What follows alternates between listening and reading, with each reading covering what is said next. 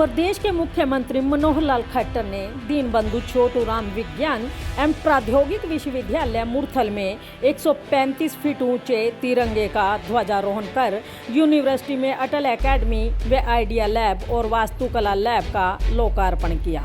मुख्यमंत्री ने पत्रकारों से बातचीत करते हुए कहा कि सोनीपत में 3 कार्यक्रम ऐतिहासिक हुए हैं। 135 फुट ऊंचे तिरंगे को यूनिवर्सिटी में कराने का अवसर मिला है।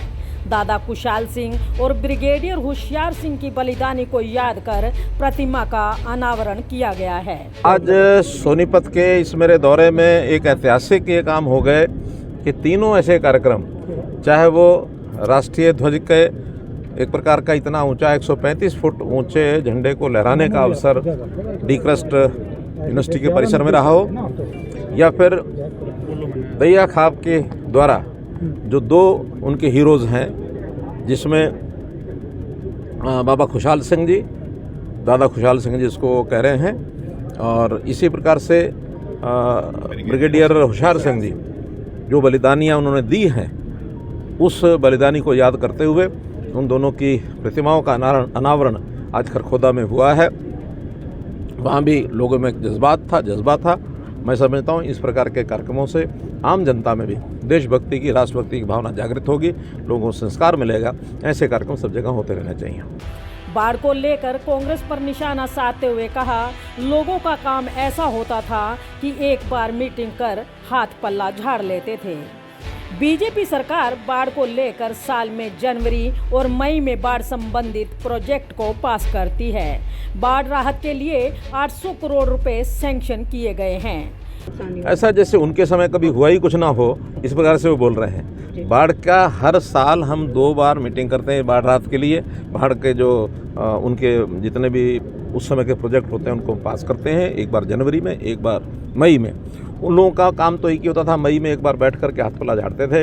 हमने इस बार भी 800 करोड़ रुपए के नई प्रोजेक्ट्स वो बाढ़ राहत के लिए सैंक्शन किए हैं। लेकिन बाढ़ राहत में सामान्यतया जो इस प्रकार के बाढ़ के इंतजाम रोकने के होते हैं वो होते हैं। इतना बड़ा वर्षा का जब एक प्रकोप होता है, जिसमें पहाड़ों पर भी वर्षा हुई और एक साथ एक ही दिन में 3,70,000 यानी क्यूसिक पानी जमुना में आ गया, और उधर पंजाब में भी वर्षा हुई, कुल्लू मनाली में वर्षा हुई, जिसके कारण से वहाँ भी पानी का एक प्रकार से बहाव तेज़ हुआ।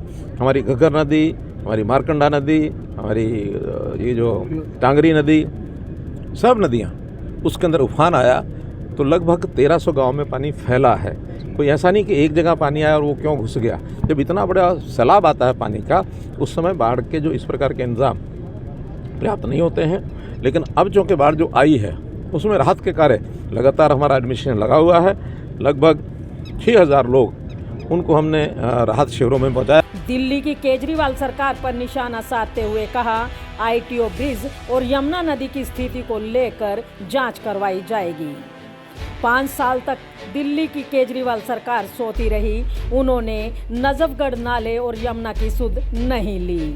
नजफगढ़ नाले से कमेटी बनाकर 30,000 टन मलबा निकाला गया, तब जाकर निकासी होकर यमुना में पानी गिरा है। केजरीवाल को नसीहत देते हुए कहा कि अपनी कमियों को दूसरे पर नहीं थोपना चाहिए। केवल आईटीओ ब्रिज की नहीं, बल्कि यमुना की जो स्थिति दिल्ली सरकार ने बना रखी थी, उस सारे की हम जांच कराएंगे कि आखिर इस प्रकार के बाढ़ का जो एक उस रास्ता क्लियर यमुना का करना चाहिए था, उसमें उन्होंने लापरवाही क्यों बरती है। जो बाढ़ का पार्ट है, या तो 7 लाख क्यूसेक पानी भी ये नदी ले लेती थी, एकदम 3.5 लाख पानी आया और उसमें भी पानी फैल गया है। ये एक जांच का विषय है। ये बात भी ठीक है कि जो आईटीओ का ब्रिज है, आईटीओ के ब्रिज की जिम्मेदारी दिल्ली सरकार की भी है, क्योंकि उनके क्षेत्र में है। अगर उसको देखते, उसके प्रति आगाह करते, क्योंकि उसका एक प्रकार से थ्योरेटिकल कंट्रोल भले ही हरियाणा के पास रहा है, लेकिन 2018 में उसके लिए जो पैसा देना होता है वो पैसा हरियाणा सरकार को मिला नहीं। उसकी मेंटेनेंस के लिए पहले इंद्रप्रस्थ जो पावर प्लांट था वो देता था। इंद्रप्रस्थ पावर प्लांट बंद हुआ, दिल्ली सरकार की जिम्मेदारी बनती थी उसको मेंटेन कराने के लिए, उसका पैसा उनको अलॉट करना चाहिए था। तो इसलिए उन्होंने कभी भी 4 साल में 5 साल में नहीं कहा। तो ये एरिया उनका है, उनको चिंता होनी चाहिए। हमारे क्षेत्र में अगर किसी प्रदेश के कंट्रोल का कोई प्रोजेक्ट होता है, हम उनको बताते हैं। जैसे गुड़गांव की जो लेक है, उस लेक में पानी इकट्ठा होता है। हमने वहाँ के एलजी से, वहाँ के मुख्यमंत्री से सबसे कहा कि आपके यहाँ जो ड्रेन नंबर 8 है, जिसको नजरपुर नाला कहते हैं, उसकी सफाई नहीं है। जब तक वो सफाई नहीं कराएंगे तब तक पानी जमुना में नहीं जाएगा। गुड़गांव में उसका प्रभाव पड़ता है। उसका परिणाम निकला, एक कमेटी बनी। उस कमेटी के निकलने के बाद एलजी साहब ने खड़े होकर के 30,000 टन वहाँ से मलबा निकलवाया और वो पानी वहाँ से निकला, तब जा कर के ये झज्जर की साइड से आने वाला पानी जमुना में गया। ये चिंता हर एक स्टेट को अपनी करनी होती है। आखिर 2018 से 2023 तक 5 साल वो सोए रहे और आज जब पानी भर गया, आज उनको याद आता है कि हरियाणा नहीं कर रहा कुछ।